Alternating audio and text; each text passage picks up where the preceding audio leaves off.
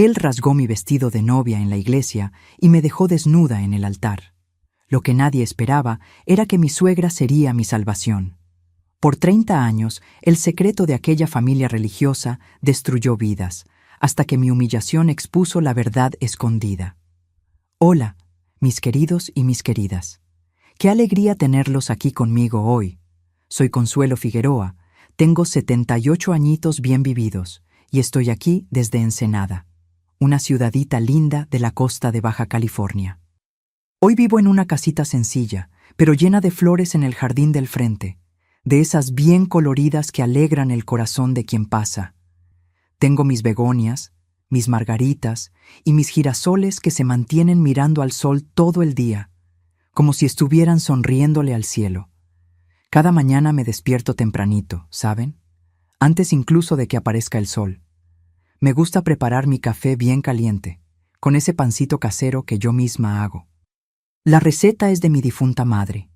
Que Dios la tenga en su gloria. Después voy a cuidar mis plantitas, regar cada una de ellas con mucho cariño. Es como si fueran mis hijas también, ¿saben? Cada una tiene su manera de ser.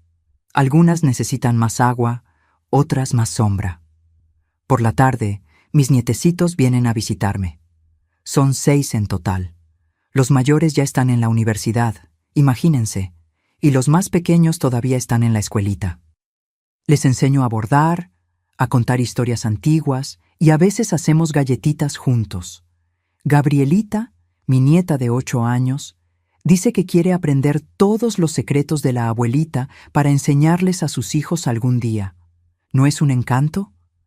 Empecé a contar mis historias cuando mi nietecito Tadeo me pidió que le contara cómo era la vida en mi tiempo de jovencita. Tenía una tarea escolar sobre memorias familiares y quería saber cómo había vivido la abuela. Al principio solo contaba cosas bonitas, ¿saben? Pero con el tiempo entendí que nuestros dolores también enseñan y que las cicatrices que cargo pueden ayudar a otros a no pasar por el mismo sufrimiento. Estoy aquí sentadita en mi sillón de retazos, con mi tejido en el regazo y mi gatito Romeo durmiendo a mis pies. La ventana está abierta y se puede sentir el olorcito del mar mezclado con las flores del jardín. Es desde aquí que voy a contarles una historia que guardé por muchos años. Antes de comenzar, si pueden dar un like a este video y suscribirse al canal, estaría muy agradecida. Es así como más personas pueden oír nuestras historias y tal vez encontrar consuelo en las palabras de esta abuelita. Y ustedes, mis amores que me están viendo ahora, cuéntenme aquí en los comentarios de qué ciudadcita me están viendo y a qué horita del día encontraron este video. ¿Será que están tomando un cafecito ahora por la mañana? ¿O quizás después de la comida? ¿O ya de noche antes de dormir? Me encanta leer todos los comentarios y saber de dónde vienen las personas que se toman un tiempito del día para escuchar las historias de esta abuela. Cuéntenme, ¿sí? Vamos a crear una cadena de cariño. Hoy les voy a contar sobre el día que debería haber sido el más feliz de mi vida, pero que se transformó en el comienzo de un camino difícil. Es una historia sobre traición, donde menos se espera, y sobre cómo a veces la persona que viene a salvarnos es aquella que menos imaginamos.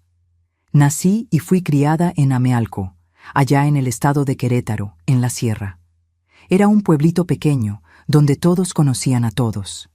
Mi padre, Jerónimo Méndez, era un hombre trabajador, de esos que se despertaban con las gallinas y solo volvían a casa cuando el sol ya se había escondido desde hace rato.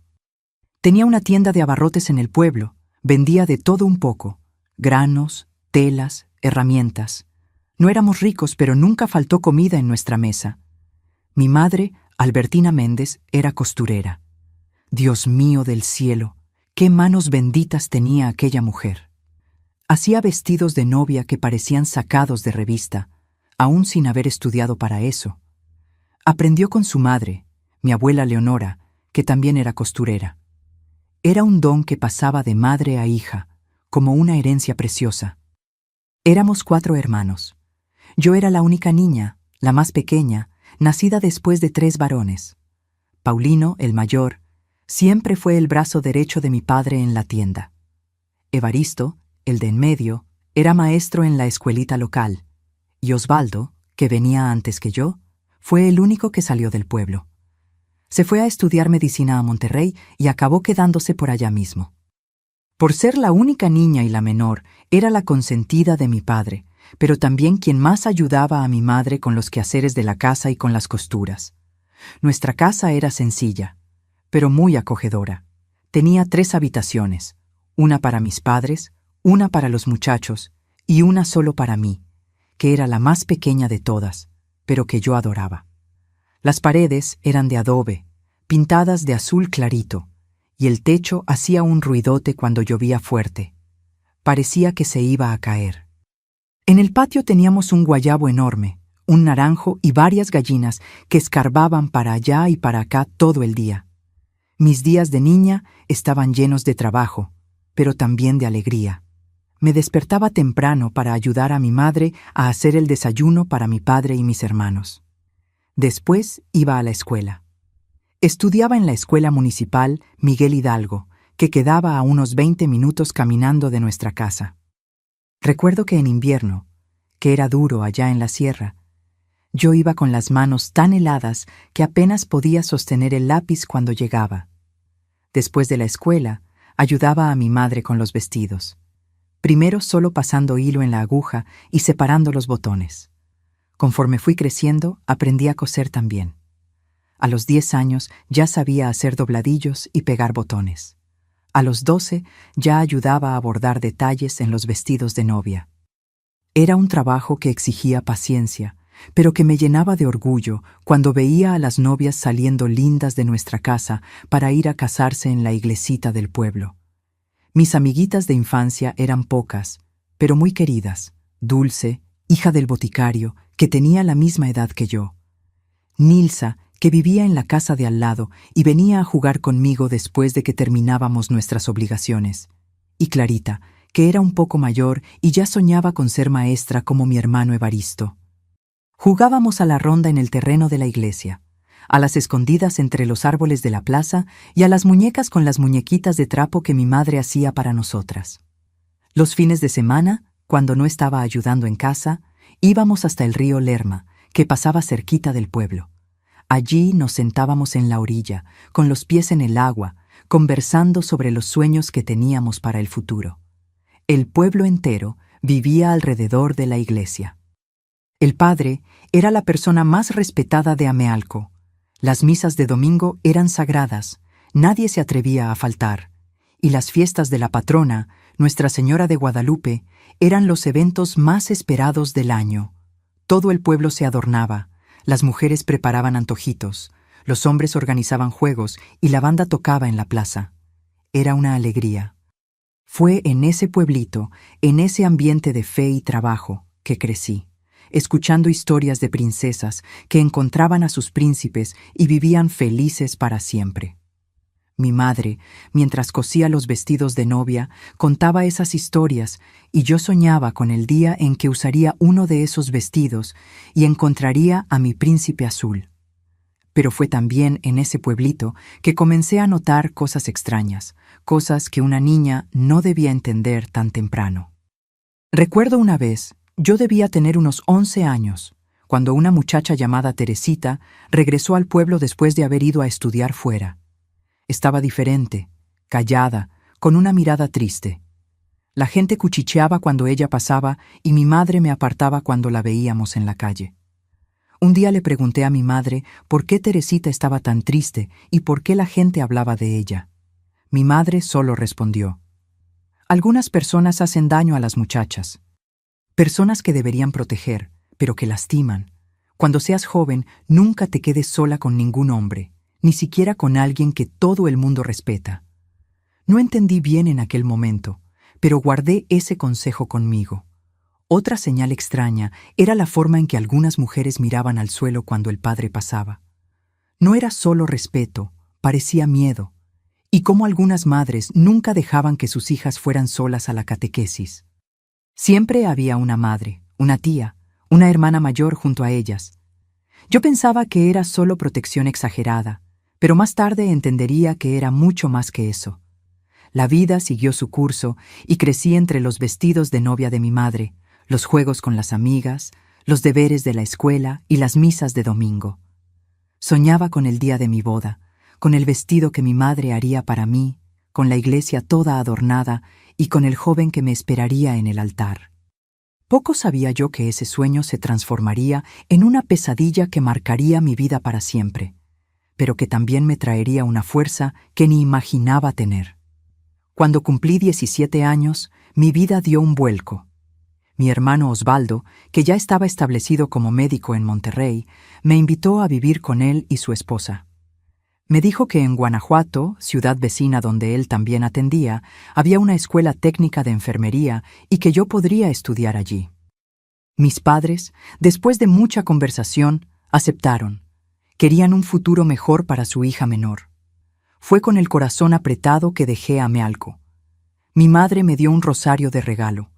Dijo que era para que rezara todos los días y me mantuviera en el camino de Dios. Mi padre me dio algo de dinero y un consejo. Confía primero en tu corazón antes de confiar en cualquier persona, incluso si esa persona usa sotana. Llegué a Guanajuato en marzo de 1964. Era una ciudad mayor que Amealco, con más movimiento, más personas. En los primeros días me sentí perdida, con nostalgia de mi familia, de mis amigas, hasta del guayabo del patio. Pero pronto comencé a adaptarme. El curso de enfermería era exigente, pero me gustaba aprender a cuidar de las personas.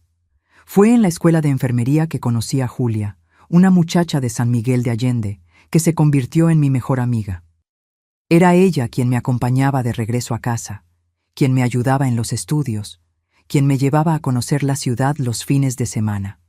Y fue ella quien me presentó a su hermano, Miguel, un domingo de mayo, durante una comida en casa de sus padres. Miguel trabajaba en un banco, era 3 años mayor que yo y tenía los ojos más amables que jamás había visto en la vida. Conversamos todo el domingo y volví a casa de mi hermano con mariposas en el estómago. En las semanas siguientes, él comenzó a visitarme, siempre trayendo un chocolatito o una florecita. Mi hermano Osvaldo aprobaba el noviazgo. Decía que Miguel era un muchacho de familia y de futuro. Nuestro noviazgo fue como un sueño. Él me respetaba, me esperaba a la salida de la escuela, me llevaba a tomar nieve en la plaza. Cuando cumplimos 6 meses de noviazgo, me dio un anillito de compromiso y cuando hizo 1 año, me llevó a un restaurante a la orilla del río y pidió mi mano en matrimonio. «Quiero construir una vida contigo, Consuelo», dijo con aquellos ojos sinceros. «Quiero tener hijos contigo, envejecer a tu lado». ¿Cómo decir que no a una petición así? Fijamos la boda para 6 meses después, tiempo suficiente para organizarlo todo y para que mi madre cosiera mi vestido de novia. ¡Ah, mi vestido! Mi madre vino desde Amealco especialmente para tomar las medidas. Era de raso blanco, con bordados de perlas en el corpiño y una cola que se arrastraba por casi 2 metros. Cada perla fue cosida a mano, cada detalle pensado con cariño. Mi madre decía que estaba haciendo el vestido más bonito de toda su vida. La iglesia elegida fue la Basílica de Nuestra Señora de Guanajuato, la más bonita de Guanajuato. Miguel era miembro activo de la comunidad.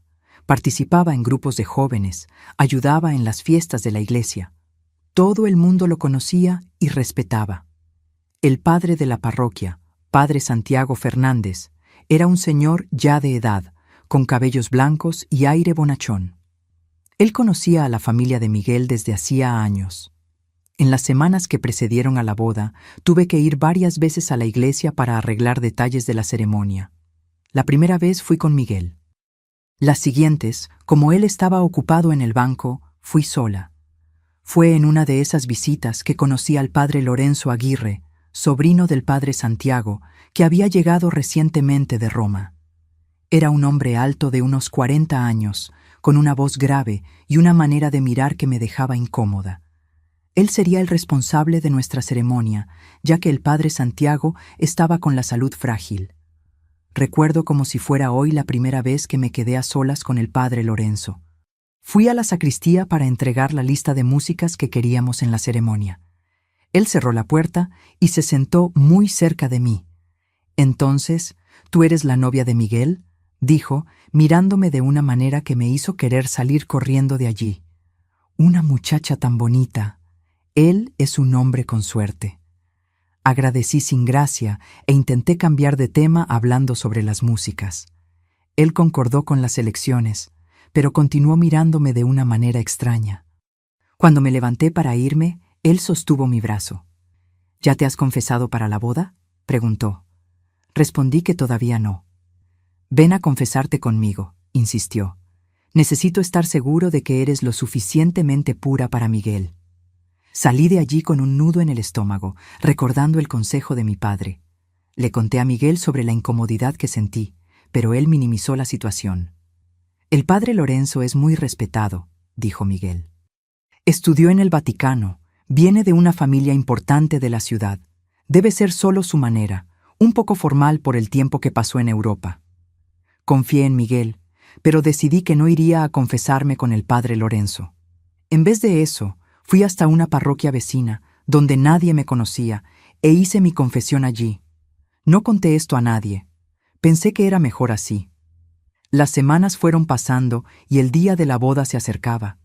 Mis padres llegaron a Guanajuato 2 días antes. Mi madre trajo el vestido que estaba aún más bonito de lo que yo imaginaba. La noche anterior a la boda, tuvimos una pequeña reunión en casa de los padres de Miguel. Fue allí que conocí a su madre, doña Ernestina. Ella era una mujer callada, de pocas palabras. Mientras todos conversaban animados sobre la fiesta del día siguiente, ella permanecía callada con un rosario entre los dedos. En determinado momento, se acercó a mí y sin que nadie se diera cuenta, apretó mi mano con fuerza. «Que Dios te proteja mañana, hija mía», dijo con una expresión que mezclaba miedo y resignación. Me pareció extraño, pero pensé que era solo el nerviosismo de ver a su hijo casándose. En la mañana de la boda, desperté con el corazón acelerado. Mis amigas de la escuela de enfermería vinieron a ayudarme a arreglarme. Julia, que sería mi madrina, no paraba de sonreír y decir que yo sería la novia más linda que Guanajuato jamás había visto. Cuando me puse aquel vestido que mi madre hizo con tanto amor, me miré en el espejo y apenas pude creerlo. Era como si un sueño se estuviera realizando. Los bordados de perlas brillaban a la luz del sol que entraba por la ventana. El velo caía como una cascada por mis hombros. Estaba radiante, lista para comenzar una nueva vida al lado del hombre que amaba. Llegamos a la Basílica de Nuestra Señora de Guanajuato a las 3 de la tarde en punto. El carro que me llevó, todo adornado con flores blancas, se detuvo frente al atrio. Mi padre me ayudó a salir y ofreció el brazo para conducirme por el pasillo. La iglesia estaba llena. Parecía que medio Guanajuato estaba allí. Las flores blancas adornaban los bancos, el órgano tocaba la marcha nupcial y allá adelante, cerca del altar, estaba Miguel, guapo en su traje oscuro, esperándome con una sonrisa nerviosa. Cuando llegué al altar, mi padre entregó mi mano a Miguel y sentí que mi vida estaba a punto de cambiar para siempre. Lo que no sabía era cuánto, ni de qué manera. El padre Lorenzo comenzó la ceremonia. Su voz grave resonaba por la iglesia mientras hablaba sobre los deberes del matrimonio. En determinado momento, anunció que haríamos una pausa para firmar los registros en la sacristía antes de los votos finales. Aquello no estaba en el guión que habíamos acordado, pero como yo no conocía bien los procedimientos, no cuestioné. «El novio y los padrinos pueden aguardar aquí», dijo el padre. «La novia debe acompañarme para un momento de preparación especial». Miguel sonrió y apretó mi mano, como animándome a ir. Mi madrina Julia pareció preocupada, pero no dijo nada. Seguí al padre Lorenzo hasta el fondo de la iglesia, pasando por la sacristía. Él caminaba rápido, como si tuviera prisa. Llegamos a un pequeño corredor que yo nunca había visto antes, alejado del área principal. «Antes de los votos finales, necesitamos asegurarnos de que estás lista», dijo él con una sonrisa que no llegaba a los ojos. «Aquí en esta sala para retocar el maquillaje. No queremos una novia con la cara brillando en las fotos, ¿verdad?». Abrió una puerta que daba a un pequeño baño privado, de esos que solo los padres usan. Era un espacio estrecho con un lavabo, un espejo pequeño y algunos ganchos en la pared. Entré pensando que sería rápido, que solo echaría un vistazo al espejo y volvería al altar, hacia mi Miguel. Fue cuando escuché el sonido de la puerta cerrándose detrás de mí y el clic de la cerradura. Cuando la puerta se cerró detrás de mí, oí la respiración del padre Lorenzo cambiar. Aquel hombre que momentos antes conducía la ceremonia más importante de mi vida con una voz solemne, ahora respiraba como si hubiera corrido una maratón. Me volví lentamente y lo vi apoyado en la puerta, mirándome de una manera que heló mi sangre.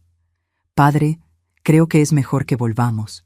Miguel y los invitados están esperando», dije intentando mantener la calma mientras mi corazón latía tan fuerte que parecía que iba a salir por la boca. «No tengas prisa, hija mía», respondió con una sonrisa que no tenía nada de santo. «Antes de entregar una novia al marido, necesito asegurarme de que está preparada». Él dio un paso en mi dirección y yo retrocedí hasta sentir el lavabo frío en mi espalda. No tenía a dónde ir en aquel baño minúsculo. El olor a incienso que venía de la sotana, mezclado con un aliento a vino, me dejaba con náuseas. «Usted me está asustando», dije ya con la voz temblorosa. «Por favor, déjeme salir». Fue cuando él levantó la mano y pasó los dedos por mi velo, después por mi rostro. «Tan linda, tan pura. Sabes que puedo cancelar esta boda con una palabra, ¿no? Puedo decir que no estás en condiciones, que no eres digna». Sentí el mundo girar a mi alrededor. ¿Cómo podía estar pasando aquello en la iglesia, en el día de mi boda, con un hombre que debería ser de Dios? Intenté controlarme, pensar con claridad. Miguel y los invitados estaban a pocos metros de allí, en la nave. «Si gritas», dijo, como si leyera mis pensamientos, «diré que tuviste un ataque de nervios, que no estás en condiciones de casarte hoy. ¿Quieres eso? ¿Quieres que tu novio, tus padres, toda la ciudad piense que enloqueciste?» Me quedé en silencio, paralizada. Él continuó. «Esto no va a demorar. Solo quiero asegurarme de que estás pura para tu marido. Es una costumbre antigua, ¿sabes? El representante de Dios necesita verificar». Mientras hablaba, comenzó a tocar la parte de atrás de mi vestido, buscando los botones que lo cerraban. Sentí sus manos frías en mi piel y un escalofrío de pavor me recorrió. Era como si estuviera atrapada en una pesadilla de esas en las que intentas gritar, pero la voz no sale.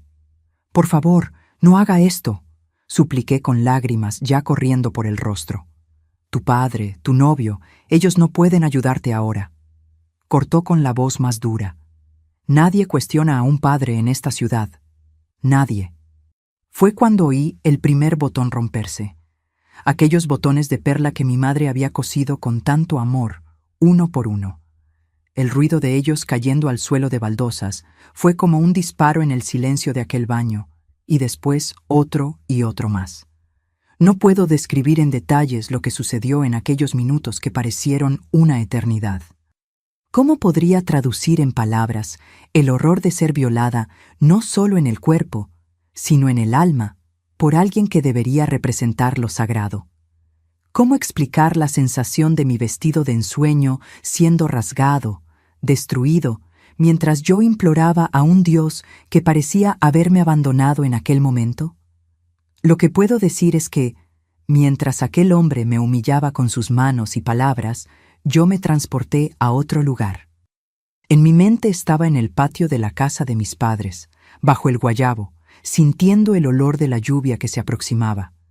Era como si mi alma hubiera huido, dejando solo un cuerpo vacío en aquel baño frío. «Ahora estás verdaderamente purificada», dijo cuando terminó, arreglando la sotana como si nada hubiera sucedido. «Vacía de pecado, lista para tu marido». Yo estaba caída en el suelo, intentando cubrir mi cuerpo con los restos del vestido, llorando silenciosamente. No conseguía ni mirarlo. Sentía asco, vergüenza, una desesperación tan grande que apenas conseguía respirar. «Vístete y vuelve al altar», ordenó.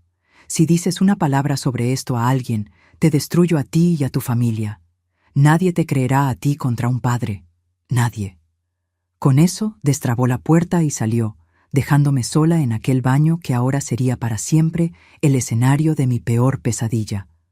Oí sus pasos alejándose por el corredor, volviendo al altar, como si fuera a retomar la ceremonia normalmente. Me quedé allí en el suelo por algunos instantes que parecieron horas. ¿Cómo podría salir de allí? ¿Cómo podría volver al altar, a Miguel, a todos aquellos invitados en aquel estado? Mi vestido estaba destruido, mi rostro marcado por el llanto, mi alma en pedazos. Pero entonces algo dentro de mí, tal vez el mismo espíritu que hizo a mi madre crear belleza con sus manos o a mi padre trabajar de sol a sol para mantenernos, me dio fuerzas para levantarme. No podía quedarme allí para siempre. Necesitaba salir, necesitaba ayuda. Con las manos temblorosas, intenté arreglar lo que quedaba del vestido. Los botones de perla estaban esparcidos por el suelo. Intenté recoger algunos, pero se resbalaban de mis dedos mojados por las lágrimas. El corpiño estaba rasgado en la espalda, la falda arrugada. El velo había sido arrancado y tirado en un rincón. Me miré en el pequeño espejo encima del lavabo. Mi rostro estaba irreconocible. El labial corrido, los ojos rojos e hinchados, el maquillaje que las chicas habían hecho con tanto cariño, completamente arruinado. Me eché un poco de agua en la cara, intentando mejorar la apariencia, pero era inútil. No había cómo esconder lo que había sucedido. En aquel momento, oí un ruido que venía de la iglesia. Era el órgano tocando nuevamente. El padre Lorenzo debía haber vuelto al altar y reiniciado la ceremonia como si nada hubiera pasado. Probablemente dijo a todos que yo estaba preparándome, retocando el maquillaje, teniendo un momento de oración antes de los votos finales. Y ellos creerían, claro, ¿por qué no creerían al padre? Fue entonces que tomé una decisión. No podía volver al altar de aquella manera, pero tampoco podía quedarme escondida allí para siempre. Necesitaba ayuda. Necesitaba contar lo que había sucedido, aunque nadie creyera, aunque eso significara el fin de mi matrimonio, de mi reputación, de mi vida como la conocía. Respiré hondo. Sostuve los restos del vestido lo mejor que pude para cubrir mi cuerpo y abrí la puerta del baño. El corredor estaba desierto, lo que era un alivio. Podía oír a lo lejos la voz del padre Lorenzo en la iglesia, hablando al micrófono, probablemente inventando alguna excusa para mi retraso. Caminé lentamente por el corredor, intentando pensar en qué hacer. Si entraba en la iglesia por el fondo, todos me verían en aquel estado. Si intentaba salir por la puerta lateral, podría encontrar a alguien en el camino. No tenía opción. Necesitaba pasar por la sacristía y encontrar ayuda. Cuando llegué a la puerta de la sacristía, me detuve.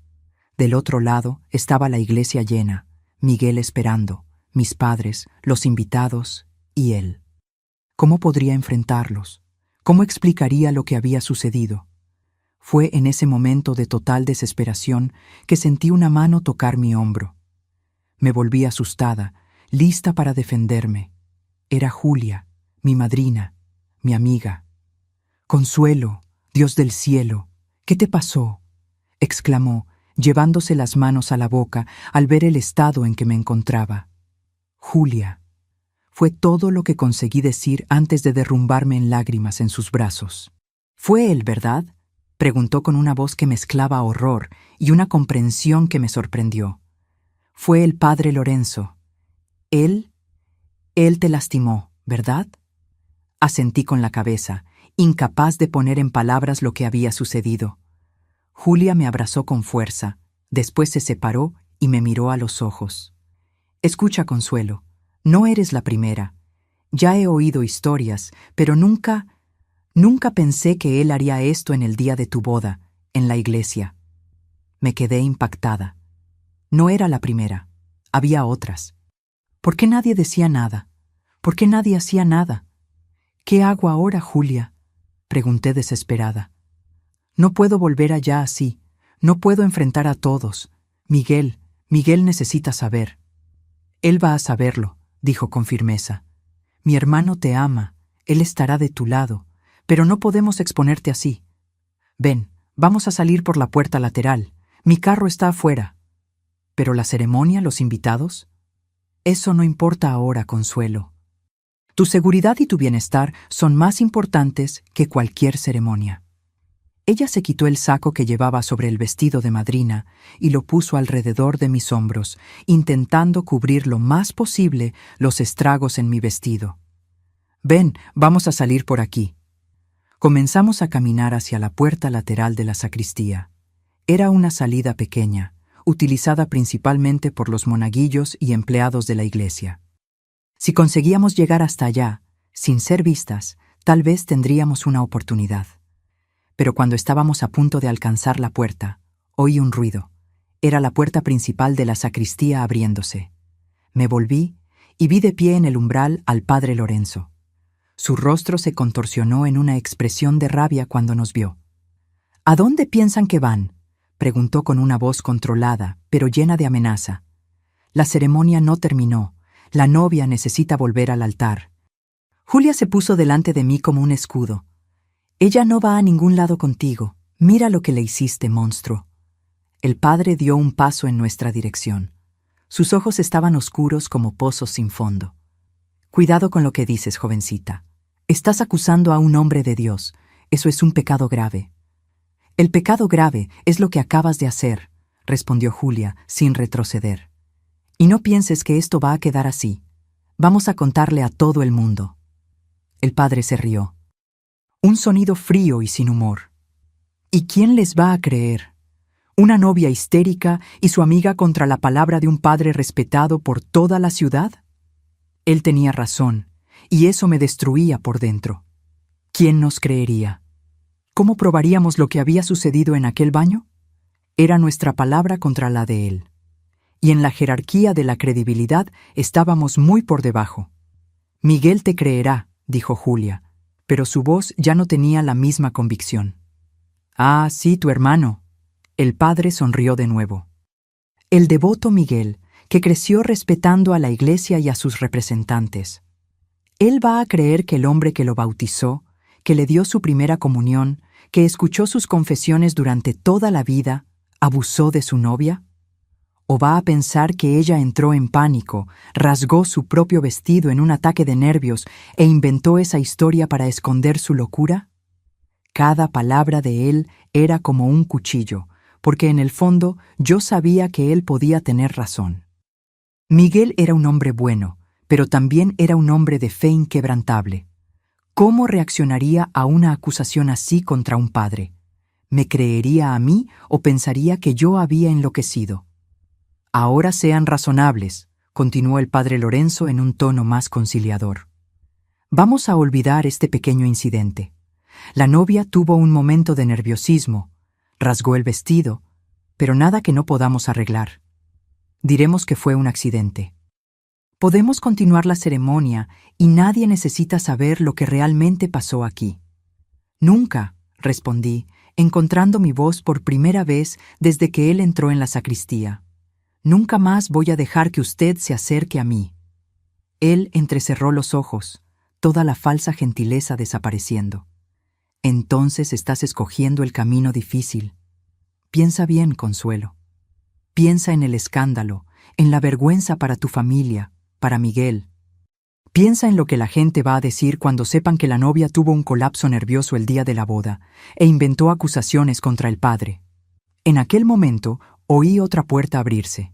Era la puerta que daba directamente a la iglesia. Y allí, parado con una expresión de confusión que pronto se transformó en horror, estaba Miguel. «Consuelo», dijo, mirándome, al estado de mi vestido, a las lágrimas en mi rostro. «Dios mío, ¿qué te pasó?» El tiempo pareció congelarse cuando Miguel entró en la sacristía. Sus ojos recorrieron mi vestido rasgado, mi rostro marcado por las lágrimas, la desesperación estampada en cada centímetro de mi ser. Vi la confusión en su mirada, después la preocupación y, por fin, algo que nunca había visto antes, una rabia profunda, primitiva. «¿Qué pasó aquí?», preguntó, la voz baja y controlada, pero temblando levemente. Sus ojos iban de mí al padre Lorenzo y de vuelta a mí. Antes de que pudiera responder, el padre dio un paso al frente, asumiendo aquella postura paternal y preocupada que yo ya conocía demasiado bien. Miguel, hijo mío, comenzó. Tu novia está teniendo un momento difícil, un ataque de nervios comprensible en el día de la boda. Rasgó su propio vestido y estaba intentando huir de la iglesia.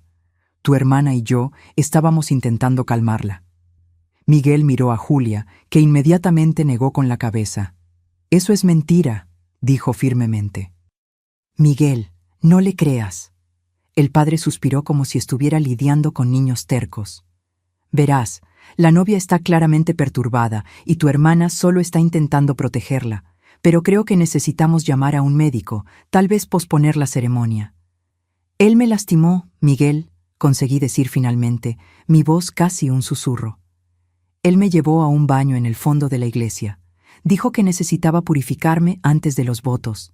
Él rasgó mi vestido. Él me tocó. No pude continuar.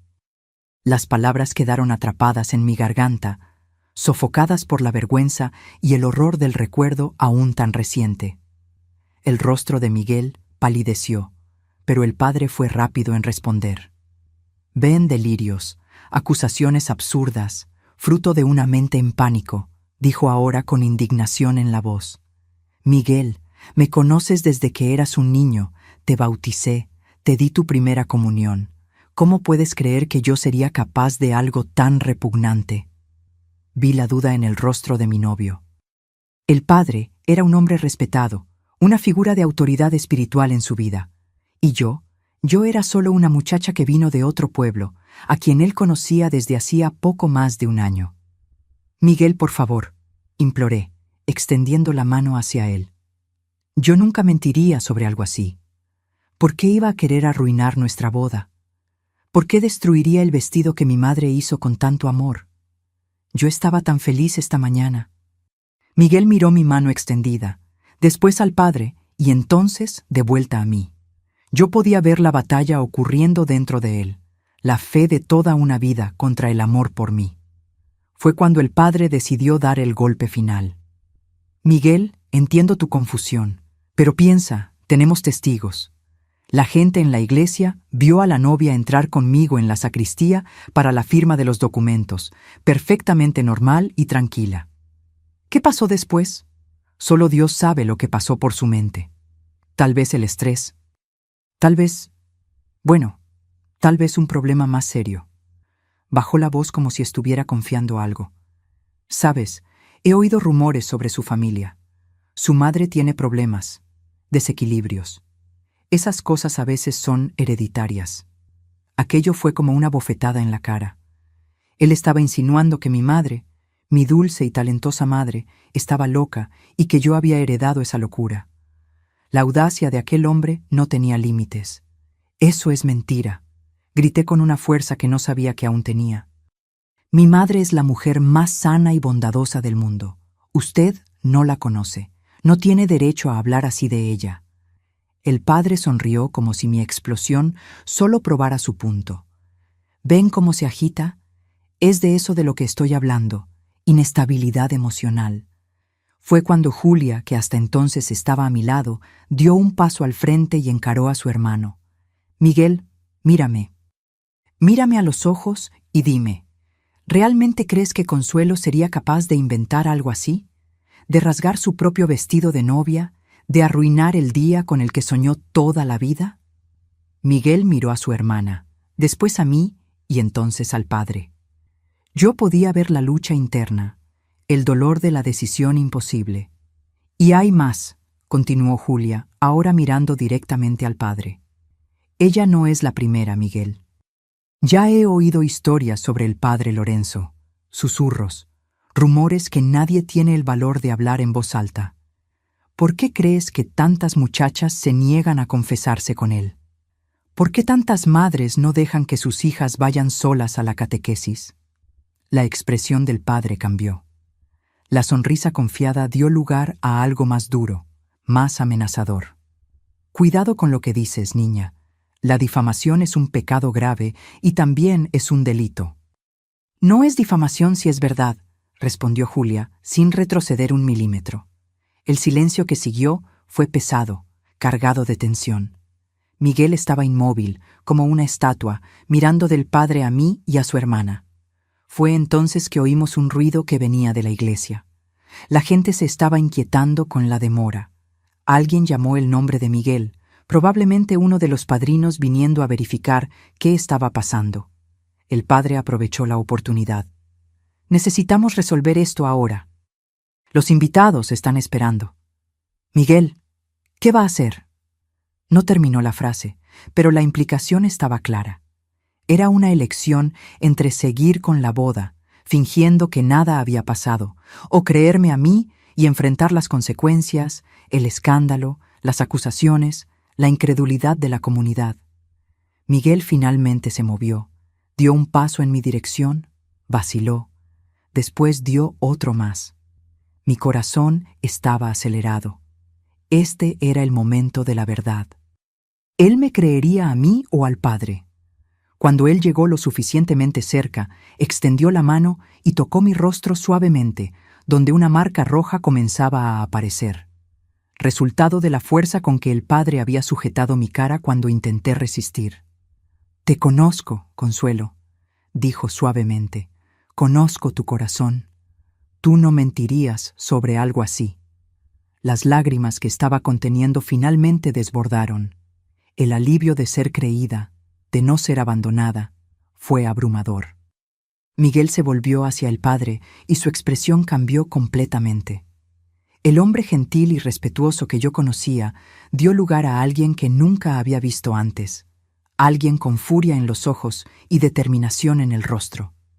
«Si la tocaste», dijo con una voz que apenas reconocí, «si hiciste una 10ª parte de lo que ella está diciendo, te juro por Dios que voy a...».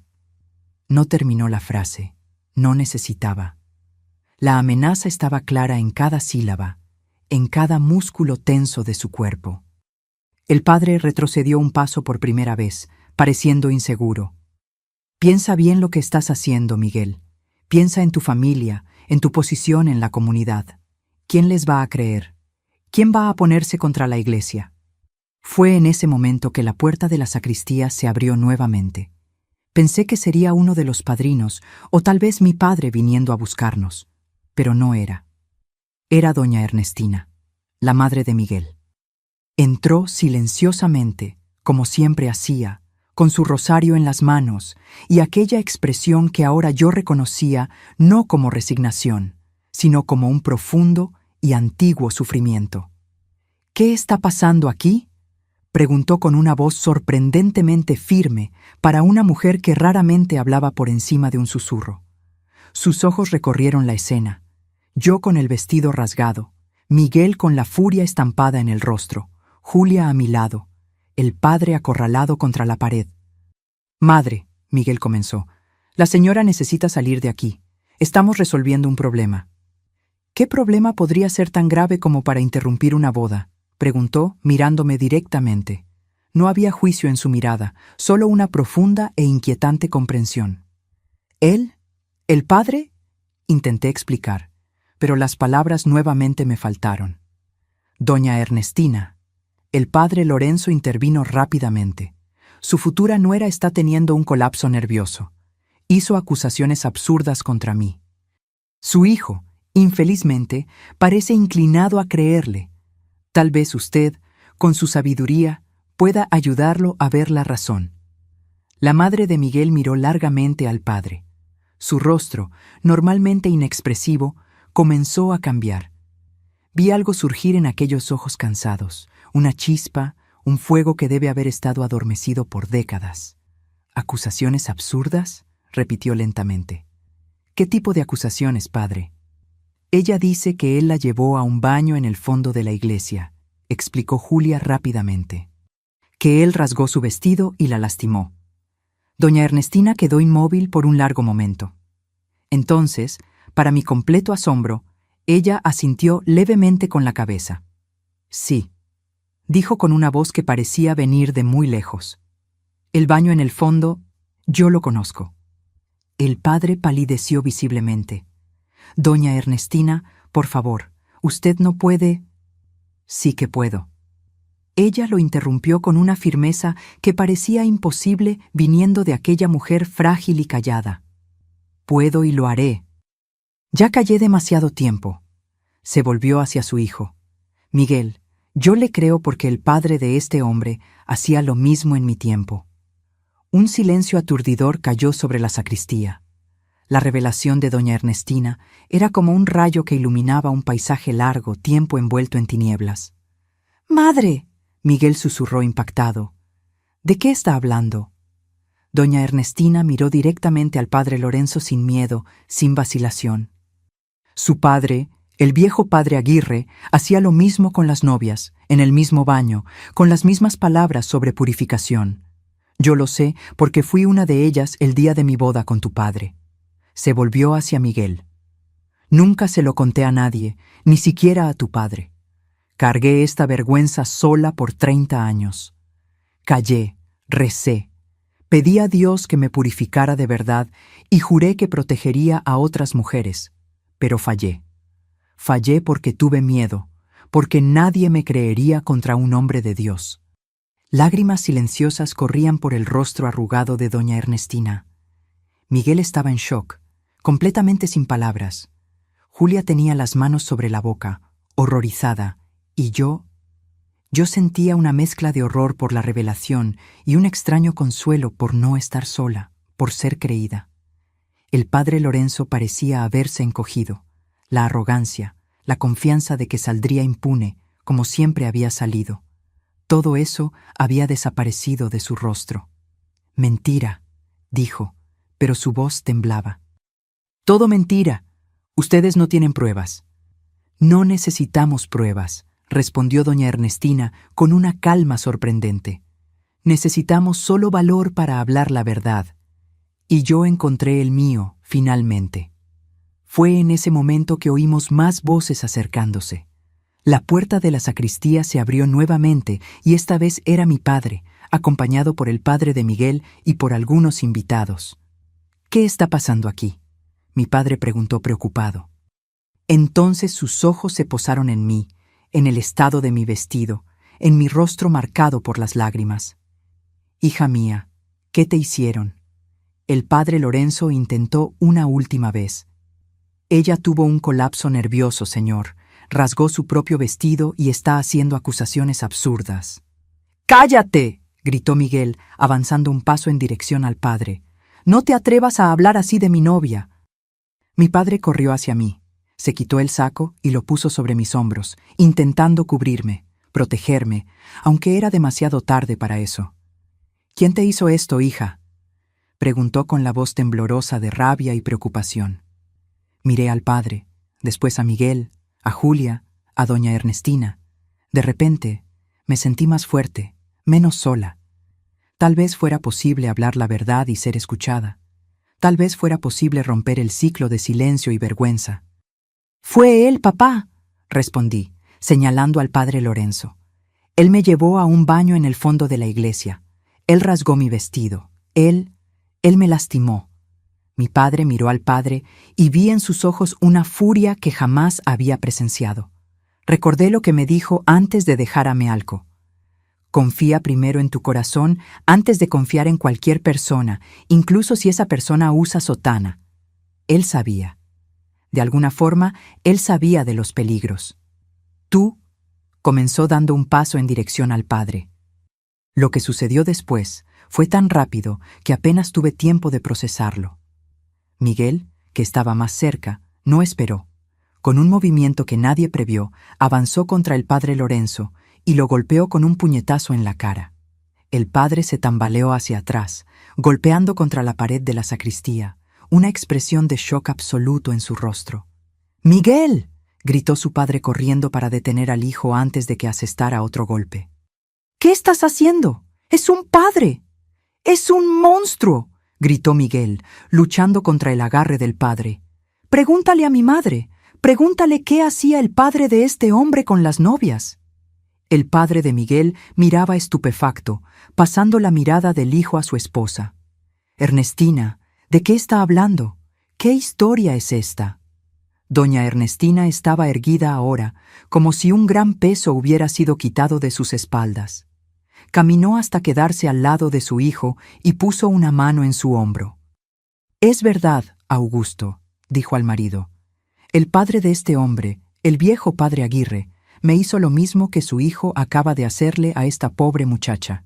El día de nuestra boda, hace 30 años, él me llevó al mismo baño, habló las mismas palabras sobre purificación.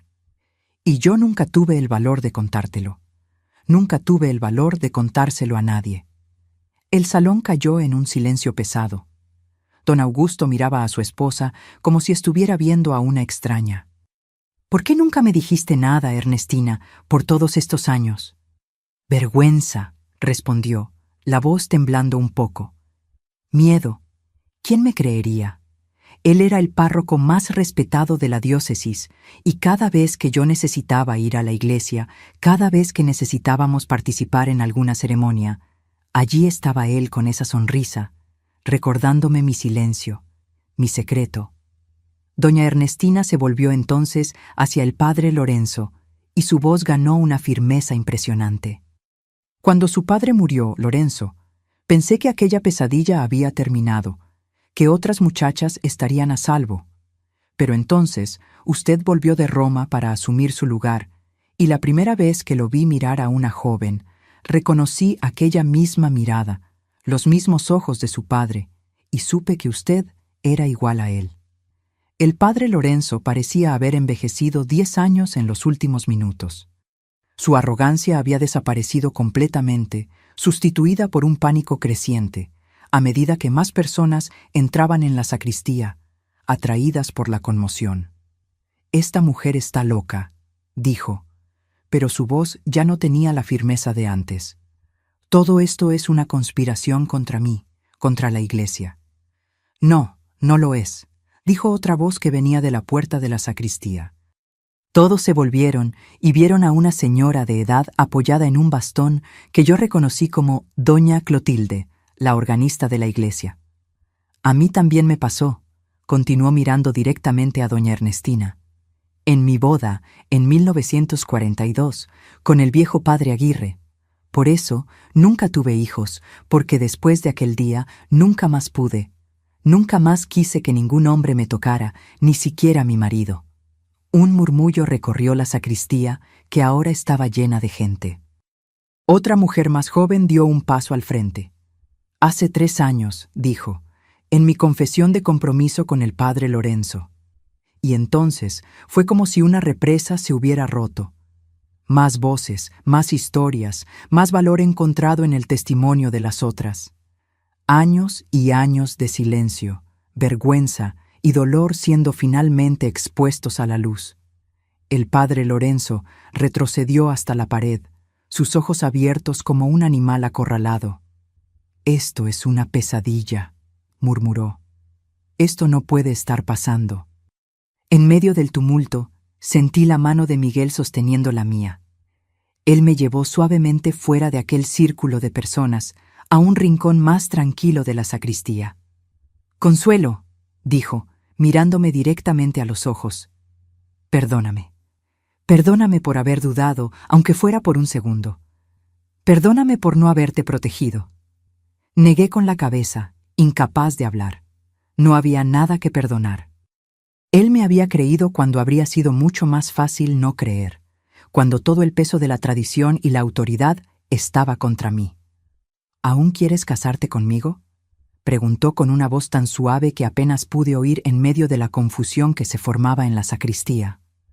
«No hoy, claro, no aquí, pero algún día, cuando estés lista, si todavía quieres».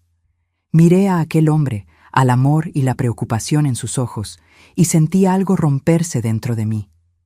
No era mi corazón. Ese ya estaba partido por lo que acababa de suceder. Era el miedo, la vergüenza, el sentimiento de que estaba sucia, de que nadie me aceptaría después de lo que había sucedido. Todo eso se deshizo ante aquella mirada. «Sí», respondí sorprendida por la firmeza de mi propia voz. «Sí, aún quiero casarme contigo, Miguel». Él sonrió, una sonrisa triste, pero llena de promesa, y me abrazó con cuidado, como si yo estuviera hecha de porcelana. Mi padre se acercó a nosotros, el rostro una máscara de dolor y preocupación. «Vamos a casa, hija», dijo. «Tu madre está esperando afuera, preocupada. Necesitamos cuidarte». Asentí, permitiendo que ellos me guiaran fuera de la sacristía, lejos de aquella escena caótica, lejos del padre Lorenzo y de los recuerdos de lo que había sucedido en el baño. El saco de mi padre aún cubría mis hombros, escondiendo los estragos de mi vestido de novia, pero nada podría esconder los estragos en mi alma.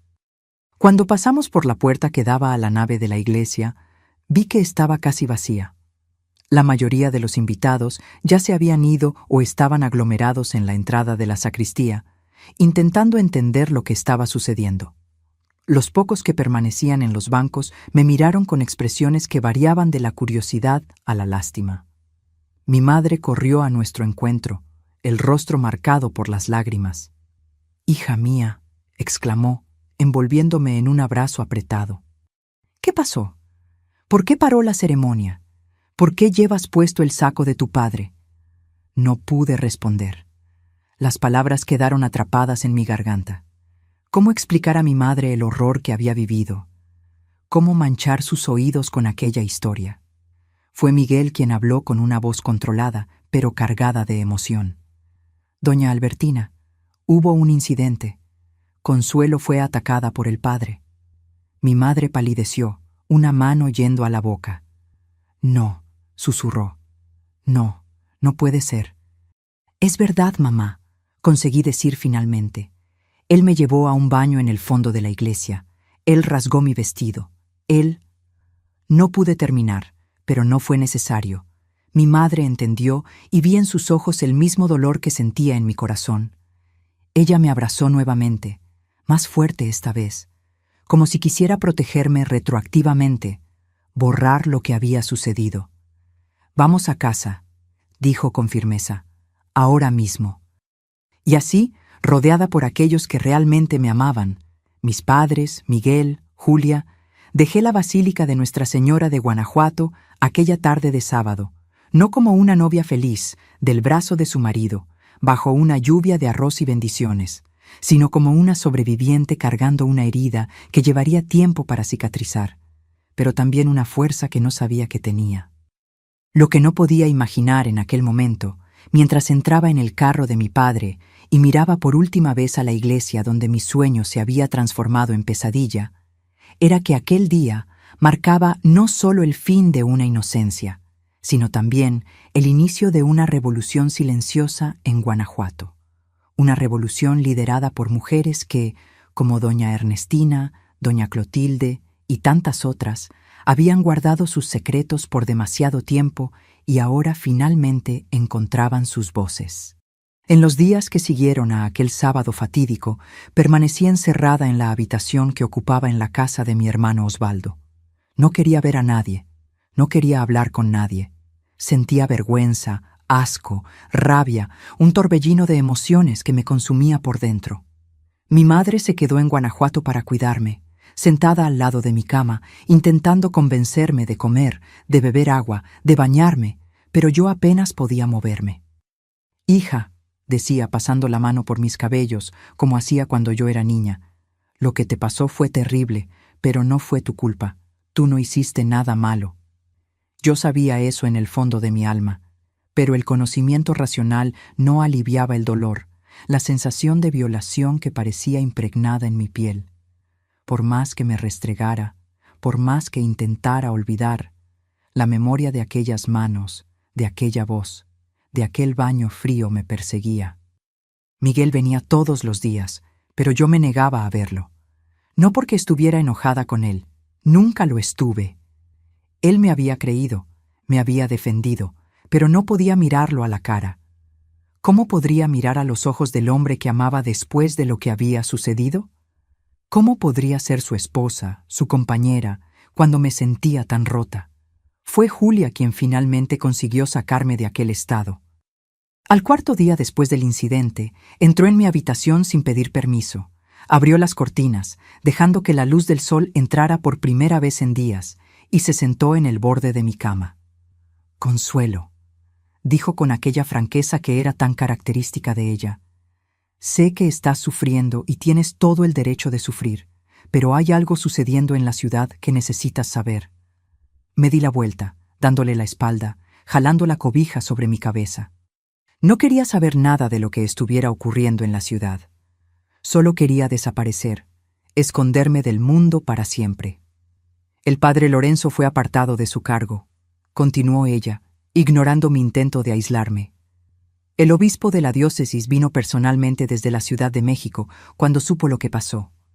Hubo una investigación interna y lo enviaron a un retiro espiritual, que es como llaman cuando quieren esconder a un padre que causó problemas. Eso llamó mi atención. Me senté en la cama, aún envuelta en la cobija, mirando a Julia por primera vez en días. ¿Lo apartaron?, pregunté, con la voz ronca de tanto llorar y del poco uso. ¿Pero cómo? ¿Por qué? Pensé que nadie creería. Ahí está la cosa. Julia sonrió, una sonrisa triste, pero llena de una especie de satisfacción. Después de lo que pasó en la sacristía, después de que doña Ernestina habló, fue como si se hubiera abierto una compuerta. Más de 20 mujeres de Guanajuato vinieron al frente. 20, Consuelo. Algunas sufrieron abusos del padre Lorenzo, otras del padre de él. Algunas eran novias, como tú y doña Ernestina. Otras eran apenas niñas en la catequesis. Me quedé en silencio procesando la información. 20 mujeres, 20 vidas marcadas por el mismo tipo de horror que yo había vivido. La idea era al mismo tiempo devastadora y de alguna forma reconfortante. No estaba sola. No era la única.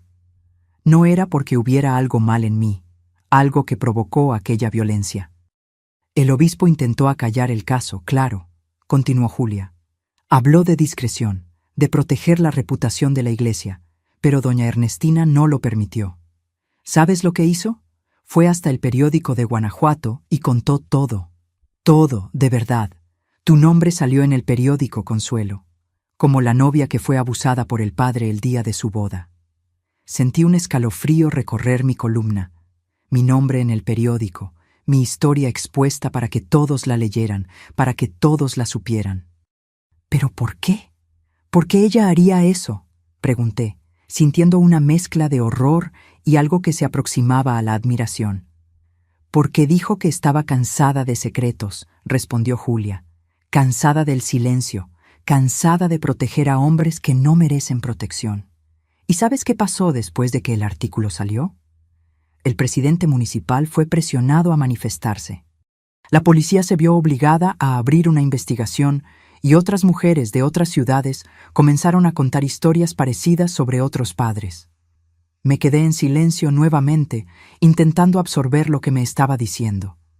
Era como si una pequeña revolución estuviera ocurriendo en Guanajuato, una revolución desencadenada por el horror que viví en aquella sacristía. Y hay más, dijo Julia tomando mi mano. La madre de Miguel está organizando un grupo de apoyo para mujeres que pasaron por lo que tú pasaste, por lo que ella pasó. Un lugar seguro para hablar, para compartir, para sanar. Ella quiere que participes cuando estés lista. Miré nuestras manos unidas, los dedos de Julia entrelazados con los míos. Por primera vez en días, sentí algo más allá de la vergüenza y el dolor. Sentí una pequeña chispa de esperanza, de propósito. ¿Y Miguel?, pregunté finalmente, dando voz a la pregunta que me atormentaba. ¿Cómo está él? El rostro de Julia se suavizó. Está sufriendo por ti, Consuelo. Te ama tanto. Quiere verte, quiere ayudarte, pero respeta tu espacio, tu tiempo. Dijo que esperará lo que sea necesario, que no tiene prisa. Las lágrimas comenzaron a correr por mi rostro, pero eran diferentes de las lágrimas de los últimos días. No eran lágrimas de desesperación, de vergüenza. Eran lágrimas de alivio, de gratitud. Quiero verlo, dije, sorprendiéndome a mí misma con la decisión repentina. No hoy, aún no estoy presentable, pero mañana. ¿Puedes decirle que venga mañana?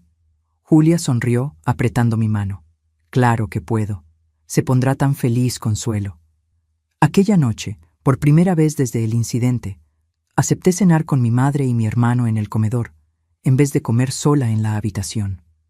Estaba lejos de estar bien, lejos de estar curada, pero algo había comenzado a cambiar dentro de mí.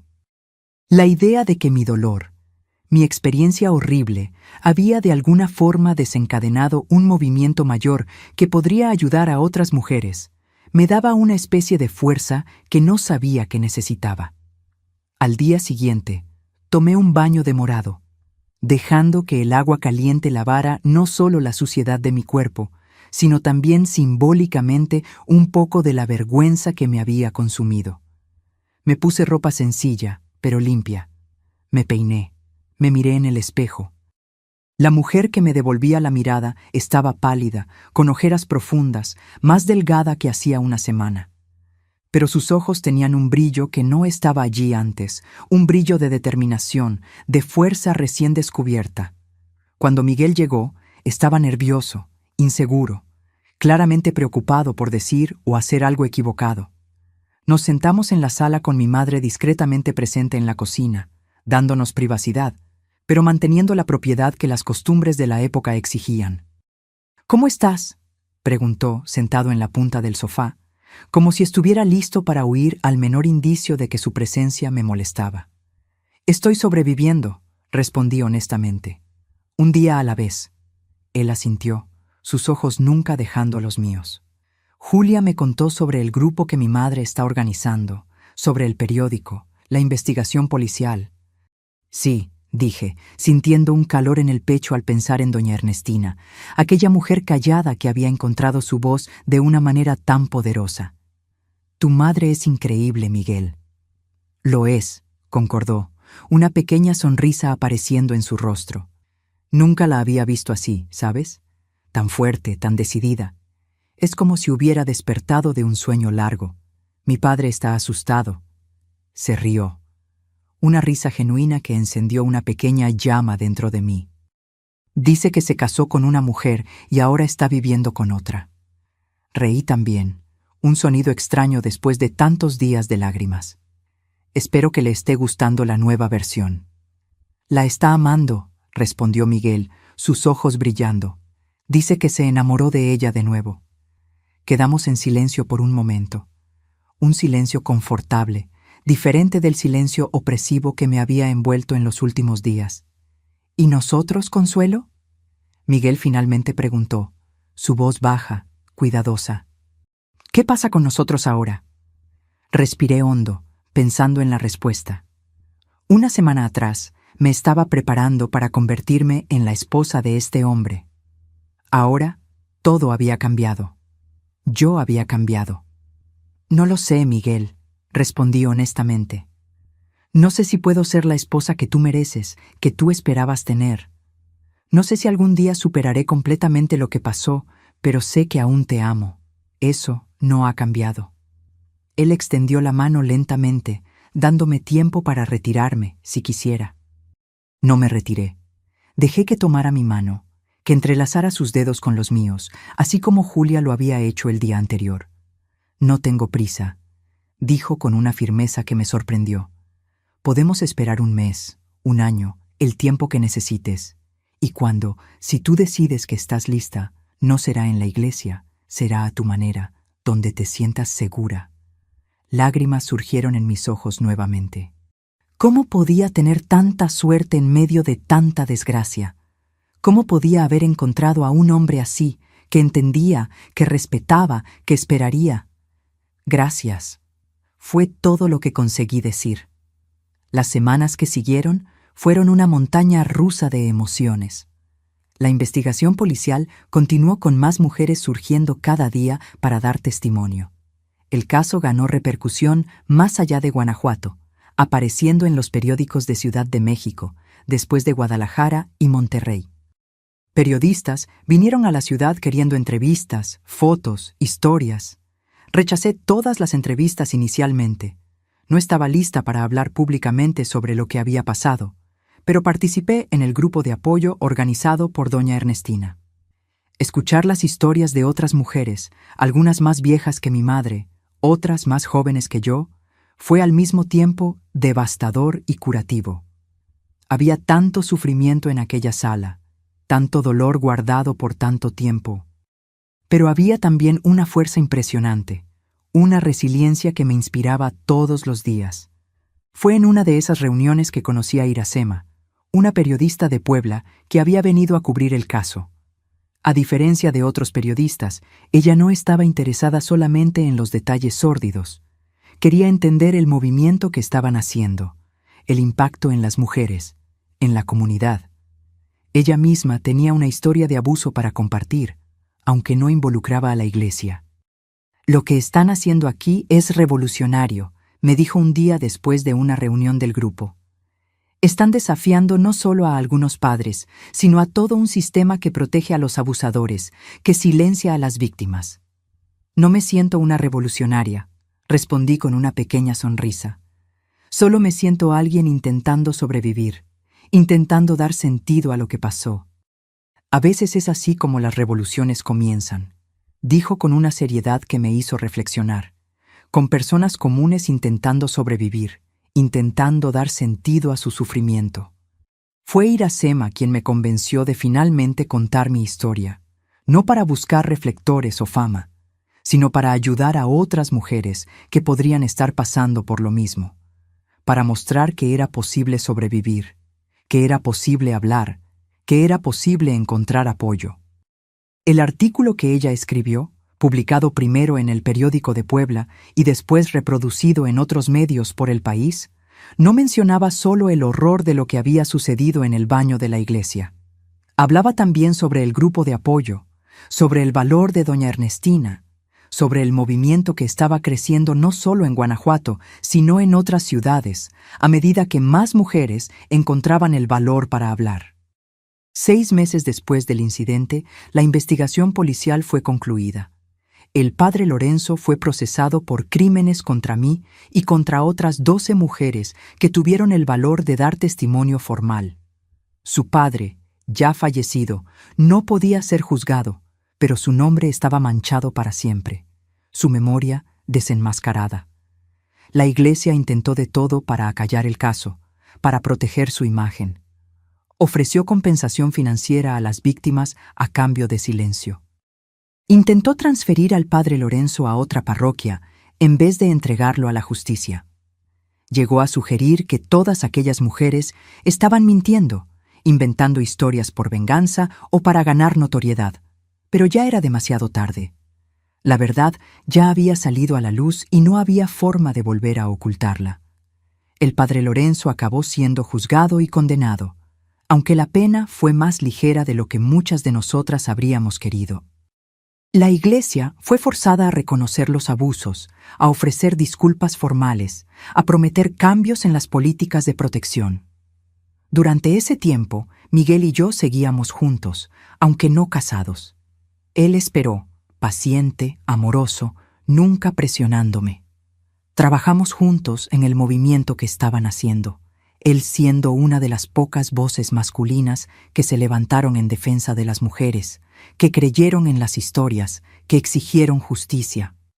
1 año después del día que debería haber sido nuestra boda, él me pidió matrimonio nuevamente. Estábamos a la orilla del río Guanajuato, el mismo lugar donde me había pedido por primera vez, pero éramos personas diferentes ahora, más fuertes, más conscientes, más comprometidos, no solo el uno con el otro, sino con la lucha por justicia que se había convertido en parte de nuestras vidas. ¿Aún quieres casarte conmigo, Consuelo Méndez?, preguntó, sosteniendo mis manos entre las suyas. Miré a aquel hombre, al hombre que había estado a mi lado en los momentos más difíciles, que había creído en mí cuando habría sido más fácil no creer, que había esperado pacientemente mientras yo luchaba para encontrar mi fuerza nuevamente. Sí, respondí sin vacilación. Sí, Miguel, quiero casarme contigo. Nos casamos en una ceremonia sencilla en el patio de la casa de los padres de Miguel. No hubo iglesia, no hubo padre.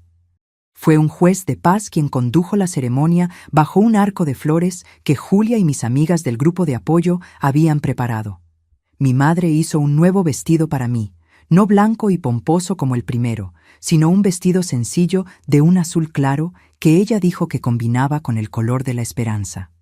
Doña Ernestina fue mi madrina de boda, un gesto simbólico que significaba mucho para las dos. Ella ya no era la mujer callada y resignada que yo había conocido un año antes. Era una líder, una voz poderosa para mujeres que por mucho tiempo estuvieron silenciadas.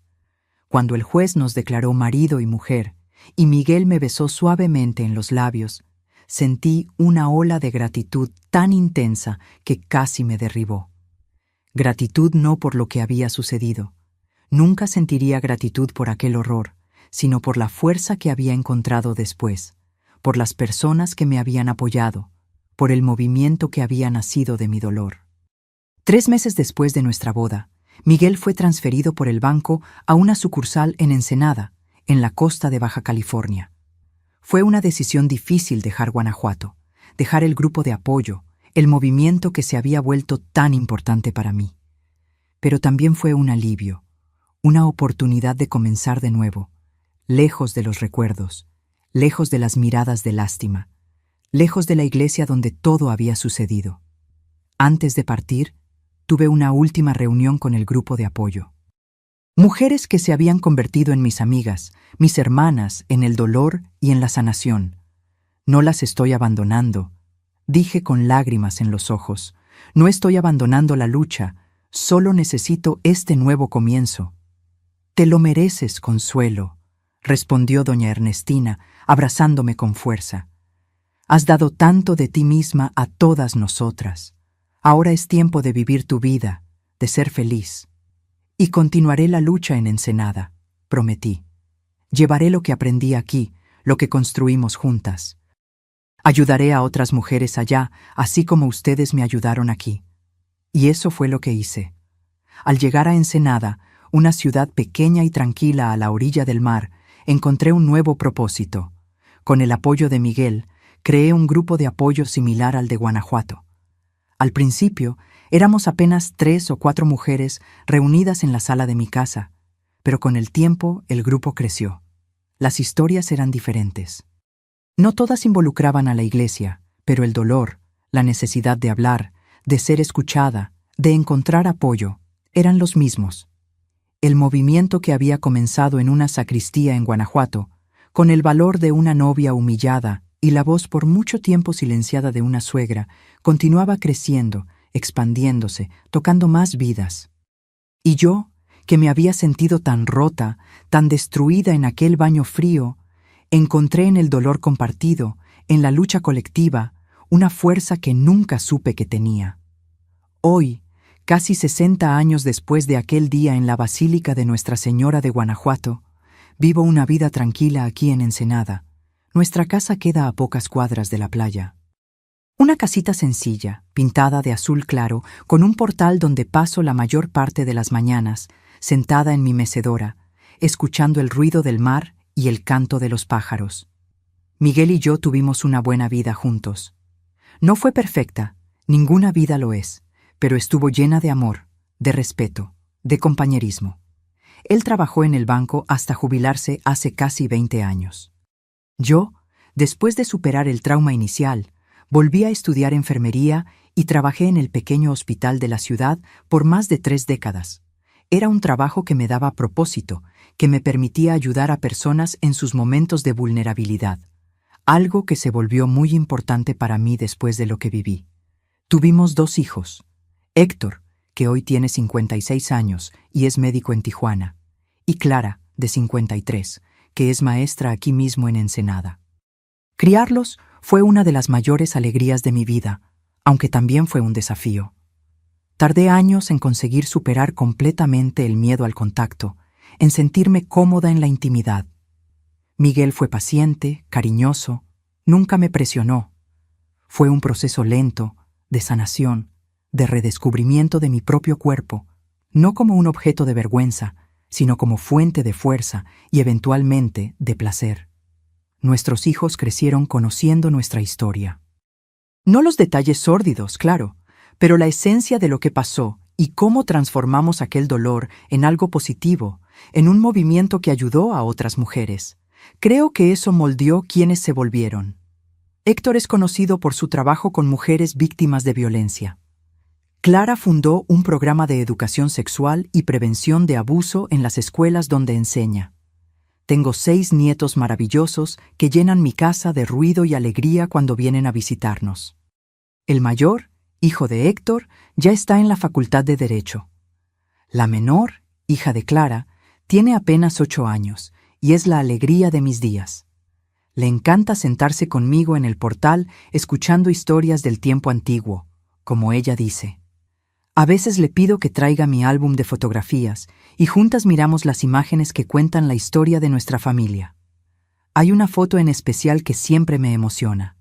Una fotografía en blanco y negro de mi boda con Miguel. No estoy de blanco, sino de azul claro. Estamos debajo del arco de flores, en el patio de sus padres, rodeados por personas que nos amaban. La sonrisa en mi rostro es pequeña, aún vacilante, pero genuina. Era la sonrisa de quien estaba comenzando a creer en la posibilidad de felicidad nuevamente. ¿Por qué no estás de blanco, abuelita? La pequeña Beatriz me pregunta a veces, ¿todas las novias usan blanco? No todas, mi amor, respondo, acariciando sus cabellos. Algunas novias escogen otros colores, colores que tienen un significado especial para ellas. Es claro que un día, cuando ella sea mayor, le contaré la verdadera historia. Como sus madres antes que ella, crecerá sabiendo sobre el abuso, sobre el silencio, sobre el valor necesario para hablar. Es un conocimiento pesado para transmitir, pero también es un escudo, una armadura para protegerla en un mundo que no siempre es amable con las mujeres. El grupo de apoyo que comencé aquí en Ensenada aún existe, aunque ha evolucionado a lo largo de los años. Hoy es una organización formal con profesionales voluntarios, psicólogos, trabajadores sociales, abogados, ofreciendo ayuda a mujeres víctimas de diversos tipos de violencia. Ya no estoy activamente involucrada en la administración. Pasé esa antorcha a mujeres más jóvenes, con más energía, pero aún participo en las reuniones cuando puedo. Aún ofrezco mi historia, mi experiencia. Miguel falleció hace 5 años. Fue una pérdida que casi me destruyó nuevamente después de más de 50 años juntos. Partió tranquilamente durante el sueño, sin sufrimiento. Una bendición. En los últimos años de su vida, yo solía despertar en medio de la noche y quedarme observando su respiración, temiendo el momento que sabía que llegaría eventualmente. Cuando finalmente ocurrió, aún estando preparada, sentí como si una parte de mí hubiera sido arrancada. Pero la vida sigue, ¿no es así? Aprendí eso de la manera más difícil, allá en aquel baño frío de la Basílica de Nuestra Señora de Guanajuato hace tantos años. Aprendí que por peor que sea el dolor, por más profunda que sea la herida, hay un mañana. Y en ese mañana, podemos elegir permanecer víctimas o convertirnos en sobrevivientes. Podemos elegir el silencio o encontrar nuestra voz. Mantengo contacto regular con doña Ernestina, que ahora tiene 97 años, y aún vive en Guanajuato, rodeada por hijos, nietos y bisnietos. Hablamos por teléfono cada semana, y en cada conversación me maravillo con la fuerza de aquella mujer que un día fue tan callada, tan apagada, y que encontró su voz y su poder en el momento que más la necesité. Julia también permaneció como una presencia constante en mi vida.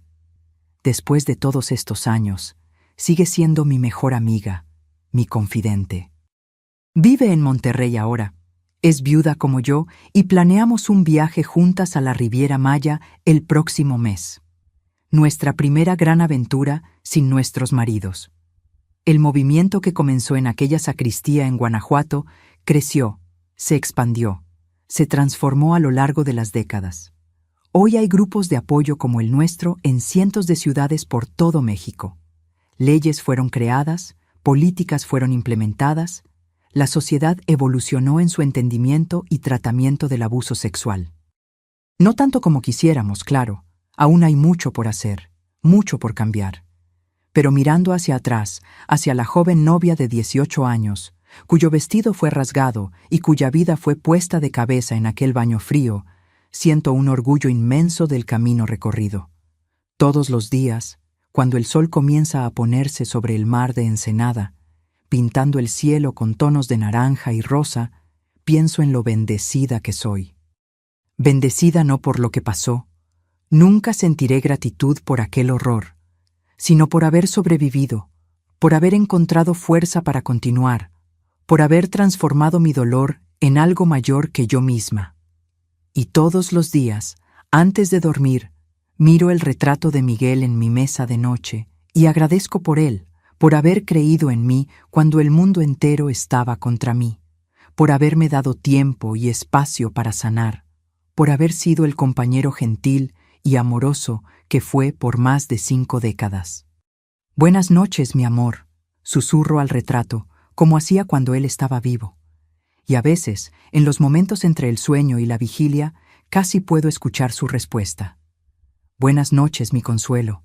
Descansa bien, mañana será un nuevo día. Y es siempre un nuevo día, ¿no es así? Un nuevo día para recordar, para honrar, para luchar, para amar, para vivir. Un nuevo día para ser no solo una sobreviviente, sino una mujer plena, completa, en toda su fuerza y vulnerabilidad. Una mujer que conoció lo peor de la humanidad, pero también lo mejor.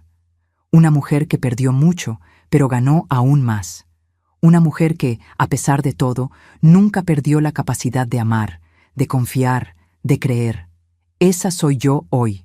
Consuelo Méndez Figueroa, 78 años, viuda, madre, abuela, amiga, consejera.